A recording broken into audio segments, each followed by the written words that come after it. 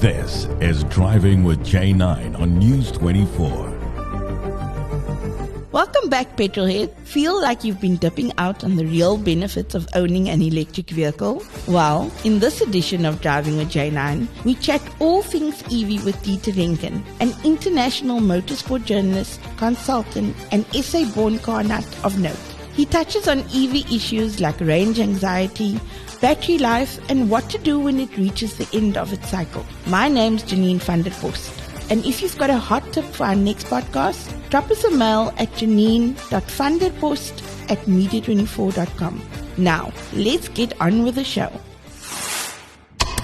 Welcome, Dieter. Thank you very much, Janine. Yes, it's a wonderful part of the world here for the motorsport enthusiasts amongst your readership. I'm sure there are no Spa-Francorchamps, about half an hour from there, looking across the Ardennes forest. So a lovely day, and made even lovelier by joining your podcast. Thank you very much for inviting me. Thank you very much. We're not talking motorsport at all today. We're going to be talking about electric vehicle ownership, because you've got a lot of experience with electric vehicles over there, and also with just all types of vehicles like petrol, diesel, you name it. But you've also, mentioned an interesting tidbit like off air to me about just how electric vehicles have evolved and how we might think it's all the day of now and it's new and modern, but electric vehicles have been really coming along for a very long time. Yes, absolutely. And, as you said, I've had experience with a lot of vehicles in my job, and I've covered well over 400 international motorsport events during my career as a motorsport journalist. Been very, very fortunate to have traveled in the course of that across the world. And in the process, I've obviously traveled with all sorts of cars under all sorts of conditions in different countries. And I've been able to obtain an idea of the different forms of propulsion that we have in motor industry today. And if we have a look at it from the very beginning, initially we had petrol cars come along, and I'm talking the 1880s, etc. We had petrol cars, but almost simultaneously, and it's not very, very well known, is that electric cars took off massively in various countries, in particular the US. And by 1914, around 40% of cars in the United States of America were electric. And, this is a statistic that's not very well known.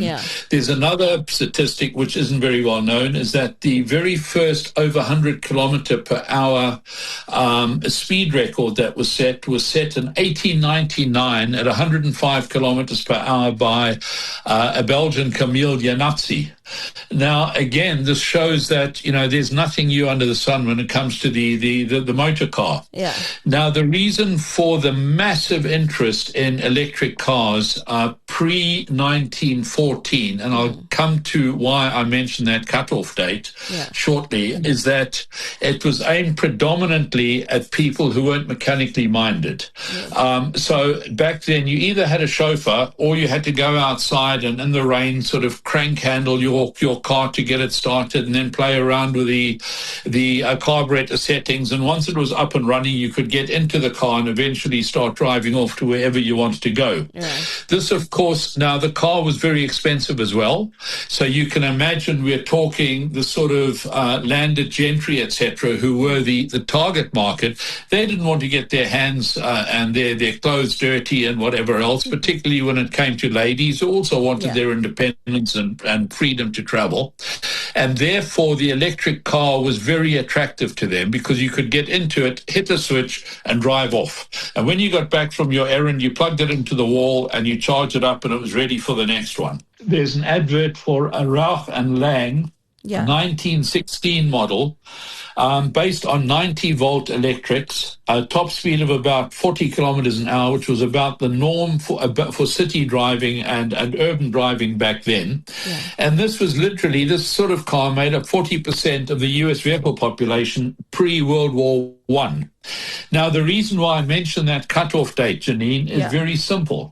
And that is that 1914 saw the start of World War I, which was also the first mechanized war. And suddenly the internal combustion engine took off massively because of aero engine development predominantly, but also for land-based warfare. And of course, you couldn't use electric cars for land-based warfare because you didn't have charging points and long enough electric cables, etc. Yeah. So a combination of aircraft technology and land-based warfare meant that the internal combustion engine got massive development in a very short period of time, far quicker than the electric car. And from then, the electric car effectively faded away in America and the rest of the world. Yeah.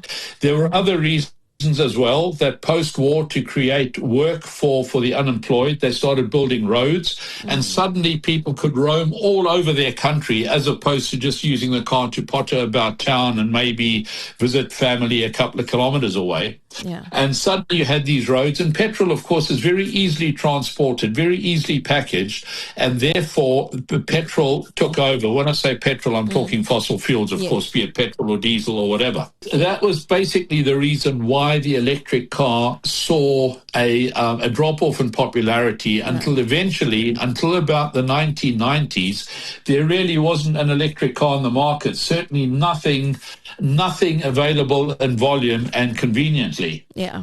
Now, subsequently, we've had all sorts of environmental awareness campaigns. People have realized that there are certain tailpipe emissions which are starting to infect the environment, etc. Yeah. And from about 2000, the motor industry started looking at alternate propulsion, and they settled upon electric. Now, first of all, people, of course, talk about the fact that the electricity is not created emission-free. That is 100% correct, Janine, absolutely 100% correct.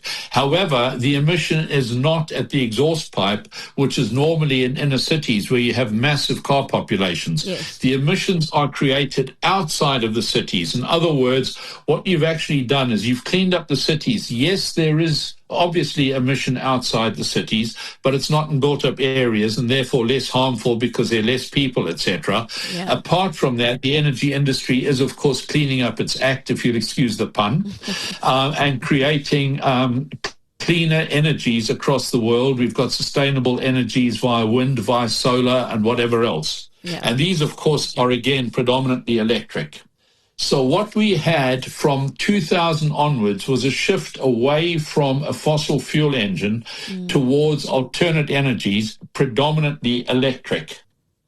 Now, in 2010, Nissan produced or introduced the first volume electric car, the Nissan Leaf. Yes. And in the subsequent 3 to 4 years, there was a massive increase in interest. Tesla produced the Model S in 2013. They weren't the first electric car manufacturer, not by a long chalk if we go back in history. However, what Elon Musk did do is he recognized that in order to have a sustainable electric car business, you needed to have charge points. Yes. And he created what he called the Supercharge network, whereby if you bought a Tesla, you got immediate membership of the Supercharge network, initially in the US, and now it's rolled out to basically all the markets where you can buy Tesla. Yeah. And you could then plug your car in and charge it. I think that at this stage, it's very important to stress that the convenience of an electric car is fundamentally a function of the battery capacity, in other words, the size of the battery, of the subsequent range that battery size allows. Is it 300 kilometers or 400 or 500? And we're now talking upwards of 700 kilometers in some cars, which means that we're talking roughly the same as a tank full of petrol or diesel. And then also charge speed, because the last thing you want to do is spend 4 or 5 hours parked next to a charger charging up the car. And then availability. So if we took a trip from Johannesburg to Cape Town, what you would need is the confidence to know that you could charge very quickly that the chargers would be available and that your battery could do 300 to 400 kilometers at least, which means that going to Cape Town, you'd stop maybe 4 times, which frankly, at the moment, is what you would do on a trip anyway. You would stop for a break for the restrooms, for a cup of coffee, to go and get some biltong or whatever you want to do. But basically, if you have a charging infrastructure which can charge a car in 20 to 30 minutes, 4 stops going to Cape Town or 5 stops, no problem. There is no difference. And let's be honest, how often do people actually travel from Johannesburg to Cape Town on a regular basis? You know, you may do it once a year. The rest of the time, your travel is urban or city driving, most of it in any event. Certainly, the majority of trips are under 400 kilometers return. Yes. So I wanted to travel from Cape Town to Knysna for the Simola Hill climb. And I had an electric vehicle, and I thought, this is going to be easy. There'll be a few stops on the way. But then when I checked the route and to check the availability of the fast chargers on the way, there were a couple that were unavailable or under maintenance. And I think that's the biggest problem here in South Africa, is that people are not confident about the infrastructure, even though that there are quite a lot of chargers popping up everywhere. It is still a problem, just as much as range anxiety. So I know you own 2 electric vehicles in your household, you and your wife, right? Which cars do you drive, and what made you decide that you guys are going to go electric over there in Europe now? Okay, so Janine, let's first of all, if you don't mind, just let me allow me, please, to address the question of range anxiety and also availability of chargers. It's very much like the question, chicken and the egg, what came first?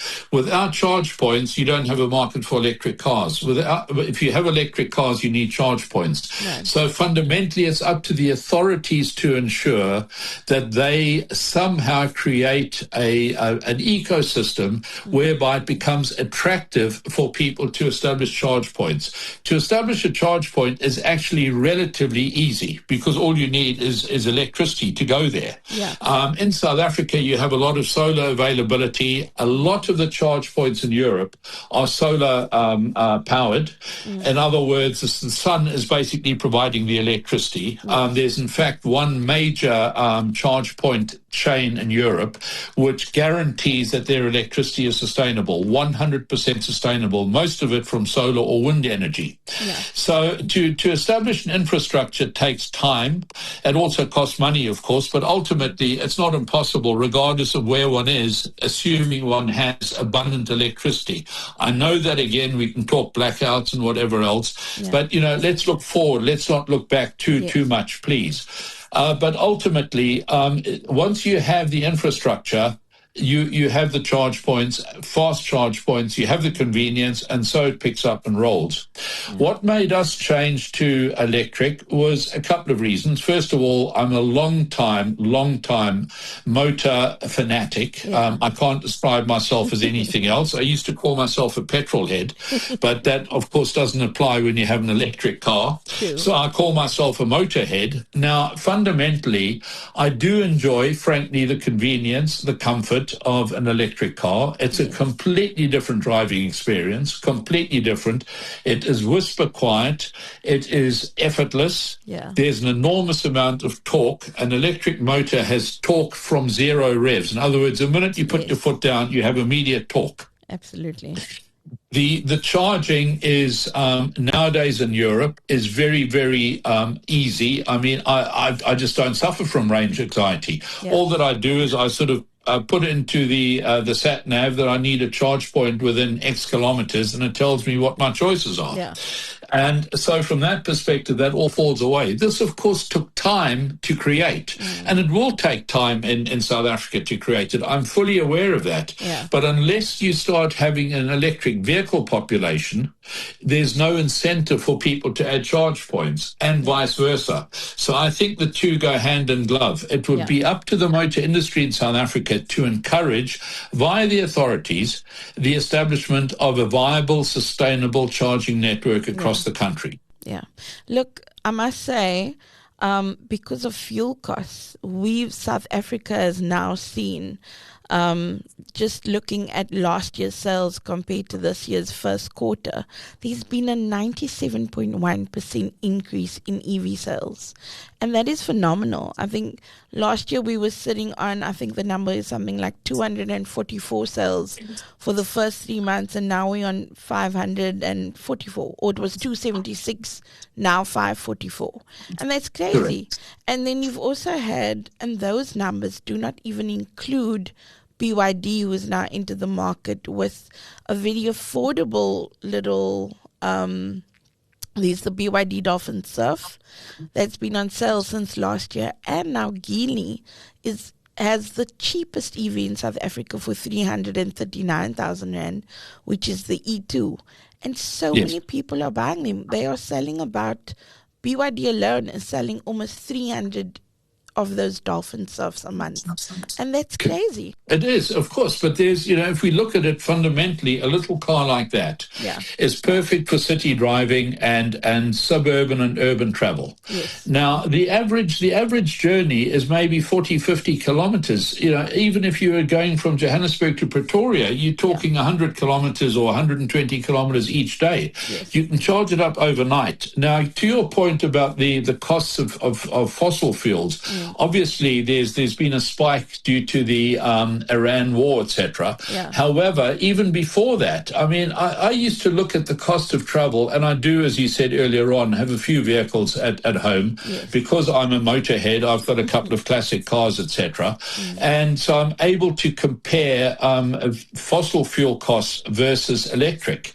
And on a trip to Munich from home earlier on this year, I was looking at the cost of travel in the electric Kia, which I've got, which is a Kia EV6, which is it's a 300 horsepower car, so it's not underpowered. It's got a fairly large battery, 80 kilowatt. It's got a range of about 400 kilometers, which means that I had to stop once on the way from home to Munich, which is a journey of about 650 kilometers, stop once to charge it up, and that took about 25 minutes. Okay. I popped into McDonald's, had a Coke, bought a burger, and by the time I'd finished all that and got back to the car, it was almost full.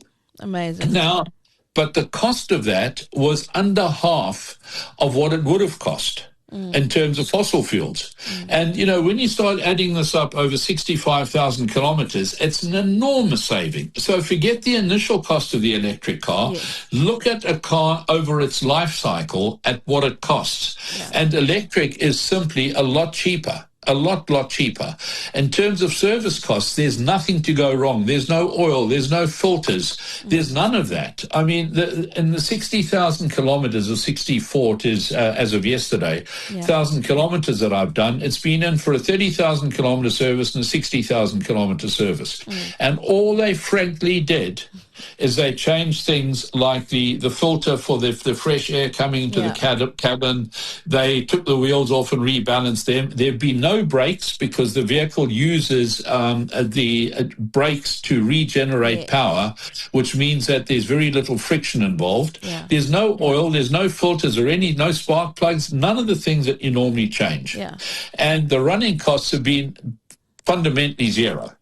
I was working it out the other day. They've averaged something like 200 euros, which is about 24,000 Rand, I believe. Yeah. Times 20. So 4,000 Rand, 4,000 Rand over 60,000 kilometers in terms of service costs, which is nothing. Absolutely nothing. That's nothing, because take an ICE vehicle for a service. And they're going to call you and say, listen, you need to replace the brakes, and you're not planning for that. You need to replace the tires, you need to replace this, or you need a new battery, the clutch.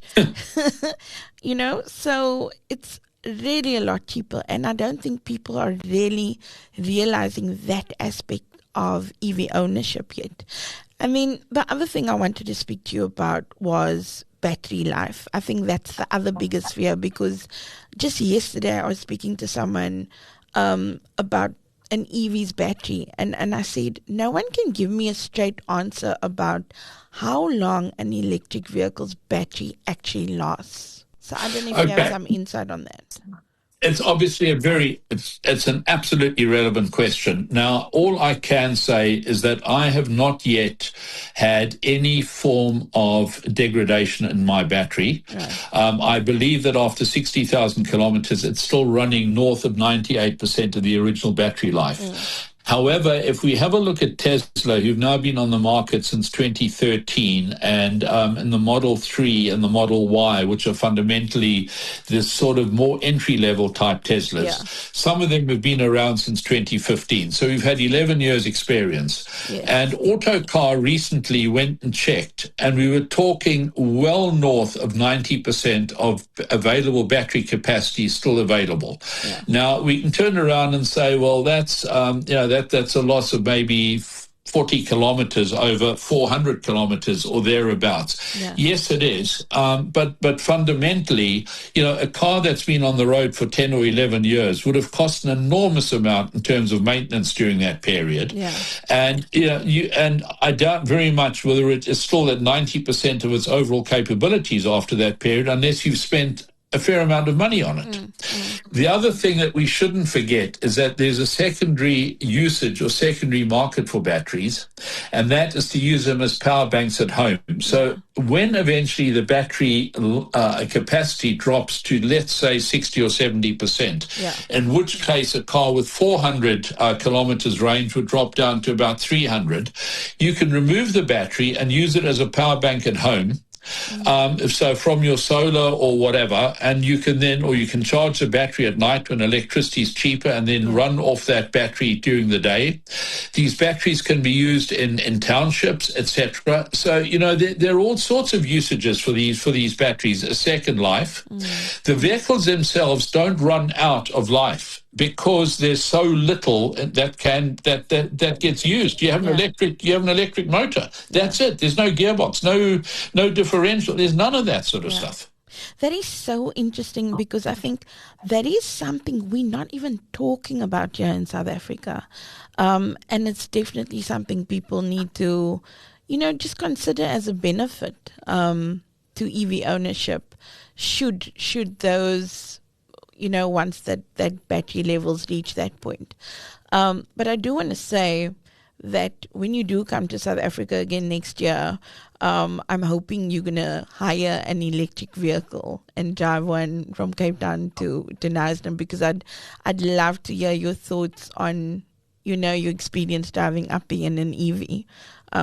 So let's hope that happens. Well, it would probably, if it did happen, and yes, I am coming out to South Africa, and I plan on going to the Somola Hill Climb. Yeah. So I'd actually be going the reverse, because I'd be flying into Port Elizabeth, and then from there go to Somola and then drive to Cape Town. Okay. So I'd love to do that trip, frankly, from Knysna to Cape Town, and try and compare it to Europe, because I can certainly share with your listeners some of my experiences in terms of long distance travel. In 2023, and I mention this year because obviously we've moved on 3 years since, and therefore the infrastructure has improved in leaps and bounds. But in 2023 in May, I had reason to do a trip across 9 countries over 4 weeks, 4,800 kilometers. Very, very simply, it was a trip to Brembo in Milan, then it was a trip to the Grand Prix in Imola, then to Monaco Grand Prix, the Spanish Grand Prix, and Le Mans. So it was 4 consecutive weekends of motorsport travel. And this was 4,800 kilometers, 9 countries, and I did it without a hitch. So, it can happen if the infrastructure is there. Absolutely. And above all, when I looked at the costs of this, in certain areas, certain countries offer you toll-free travel. So the toll roads don't charge electric. In the inner cities nowadays, you have more and more bans on internal combustion engines. I had none of those issues whatsoever. And, I could also, and I think this is another side benefit which people don't really realize, and that is that I was able to use the car as a power bank. So, overnight I could charge up my cooler box by plugging it into the battery and charge it up overnight. So the next day I had some cold food and refreshments and whatever else. And you can do this at home as well. In fact, I've done it before, where I've sort of charged up the car during the on solar and then used the power bank at night. Yeah, that's amazing. Like I think South Africans, yes, they are adapting to EVs, but there's just so much to it that people are yet to learn and experience. So I really appreciate your insights. It was really fantastic speaking to you today. And I look forward to chatting to you again, because I think you've got, even though you're sitting in Belgium, and people might think, this conversation might not be relevant to South Africans, there's a lot of insights that make us open our eyes to electric vehicle ownership. Yes, I do believe that ultimately they will become relevant to South Africans. Yeah. I certainly believe that there will be an accelerated take-up of electric vehicles in South Africa. What I would like to just in closing mention, if I may, Janine, please, and that is that I think the consumer doesn't realize exactly how spoiled they are for choice nowadays, because what we had before was when you bought a car, it was petrol. That was it. That you had no choice except petrol. Then you started getting some diesels come onto the market, and I'm talking passenger diesels, of course, come onto the market. So you now had a binary choice, petrol or diesel, but they were both still fossil fueled. Then you started getting the first hybrids, and I drove a Prius back in, I think, 2006. I drove a Prius from Johannesburg down to Cape Town. And I found that a fascinating exercise, because here was the first time that I'd actually experienced partial electrification. Yeah. So then you started having a choice of three. You had petrol, diesel, and some form of hybrid. Yeah. You now also can throw into that mix electric. You can start looking at range extender vehicles. So an electric vehicle with a very small petrol type engine, which acts as a generator to charge the battery. And this, of course, has extended the range massively. So even small cars today can do 600-700 kilometers on a charge, because the range extender, which would use maybe 20 liters of fuel over that period, would continuously charge the battery to extend the range. Yeah.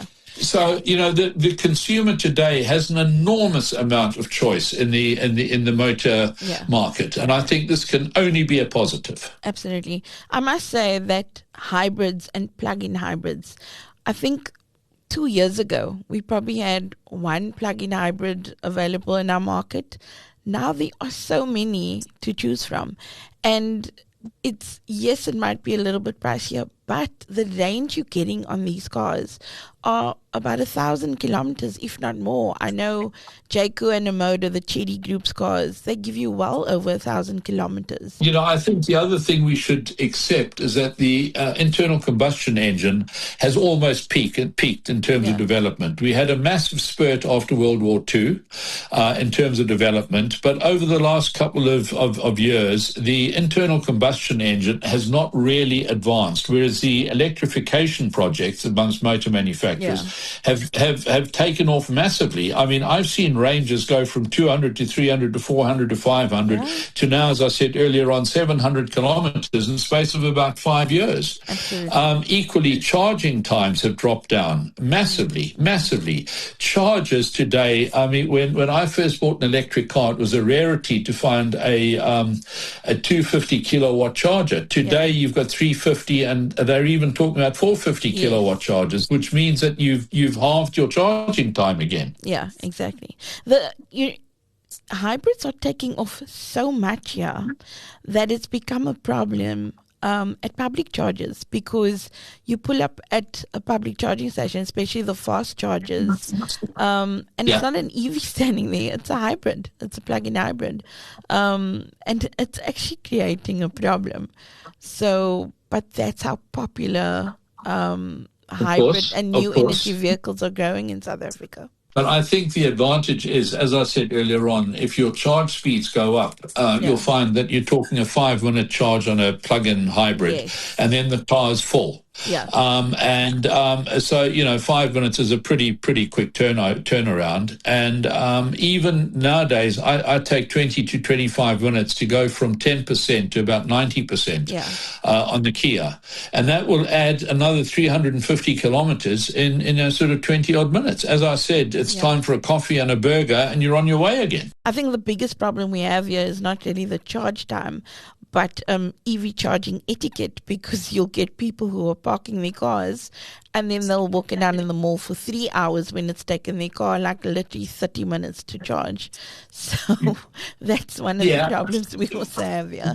It's relatively easy because what happens in Europe now to prevent that is that you have 5 minutes after the vehicle is full, and if you don't move it, they just add to your charging fee, and people then go and move. I mean, all cars today are app connected, and I've done it myself. I've plugged the car in, gone shopping, and the next thing I get a buzz saying, "Oh, your car's full," and I go back, unplug the car, move it, park it somewhere else, and then carry on shopping. Yeah. But thank you, Dieter. This was such a great chat, and I really appreciate your time. My pleasure to share these experiences, because as you can no doubt sense, I'm a big EV fan. I'm a car fan overall. I've got petrol cars and diesel cars and whatever, but I just love the concept of electric. It's just so convenient for 90% of my travel. Thank you, Dieter. I really appreciate it, and hopefully we'll chat to you soon. Absolutely. Look forward to it. Thank you so much, Janine. All right. Enjoy the racing this weekend. Thank you. Thanks. Bye-bye.